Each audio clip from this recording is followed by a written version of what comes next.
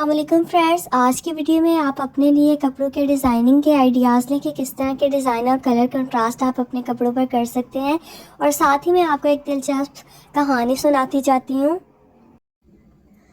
بسم اللہ الرحمن الرحیم۔ دوستو، آج جو میں آپ کو قصہ سنانے جا رہی ہوں اس کا نام ہے حسن بانو کے 7 سوال۔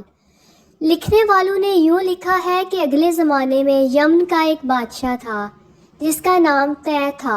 اس کے ہاں جب ایک بیٹا پیدا ہوا تو اس نے نجومیوں سے لڑکے کے مستقبل کے بارے میں دریافت کیا۔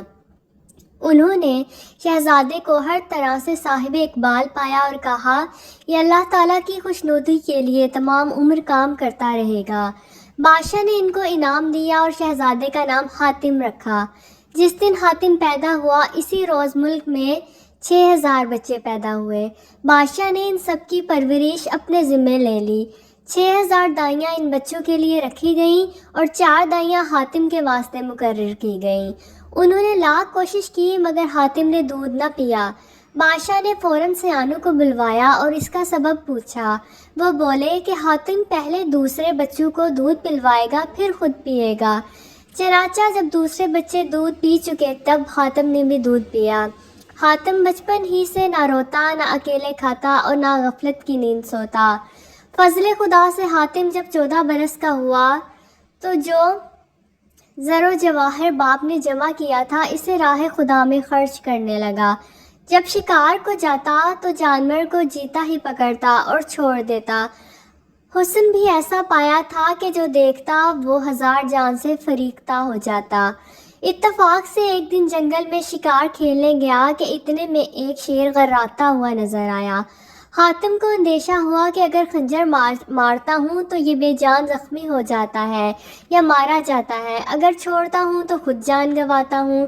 سوچنے لگا کہ اگر یہ میرا گوشت کھا لے تو اس کا پیٹ بھر جائے گا اور مجھ کو ثواب ہوگا۔ چنانچہ حاتم شیر کے آگے آیا اور بولا، اے شیر صحرائی، میرا اور میرے گھوڑے کا گوشت حاضر ہے، اپنا پیٹ بھر لے اور چلا جا۔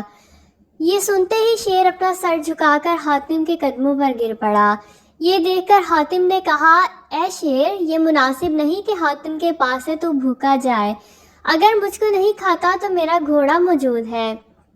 شیر کچھ نہ بولا، سر جھکا کر چلا گیا۔ غرض حاتم برابر خلق خدا کی خدمت کرتا رہتا تھا۔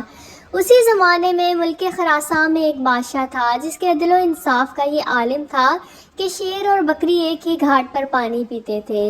ایک جگہ برزخ نامی ایک مالدار سوداگر رہا کرتا تھا۔ بادشاہ اس پر بڑا مہربان تھا۔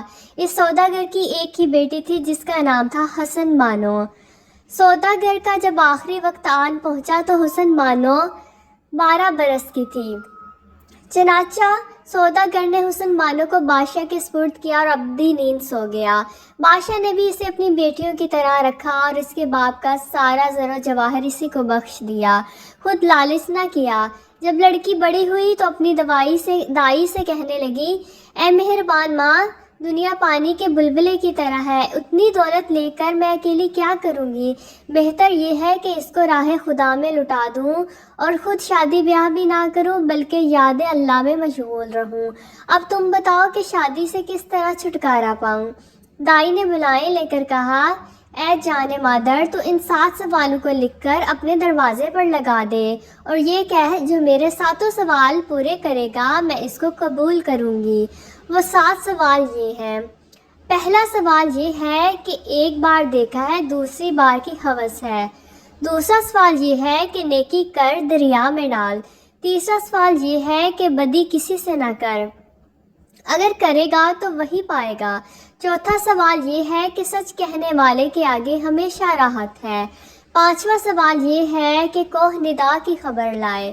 چھٹا سوال یہ ہے کہ وہ موتی جو مرغابی کے انڈے کے برابر موجود ہے اس کی جوڑی پیدا کرے۔ ساتواں سوال یہ ہے کہ حمام باد گرد کی خبر لائے۔ حسن بانو کو یہ مشورہ پسند آیا اور سوچنے لگی کہ ایسا کون ہوگا جو ان سوالوں کے جواب لائے گا۔ انہی خیالات میں غلطاں پیچاں وہ 8 پہر نماز روزے میں مشغول رہنے لگی۔ ایک دن اپنے کوٹھے پر بیٹھی بازار کا تماشا دیکھ رہی تھی کہ اتنے میں ایک فقیر نہایت بزرگ صورت 40 خادموں کو لیے اس کی طرف اس ادا سے گزرا کہ پاؤں بھی زمین پر نہ رکھتا تھا۔ اس کے وہی خادم سونے کی اینٹیں قدم تلے رکھتے جاتے تھے اور ان پر پیر رکھتا ہوا چلتا جاتا تھا۔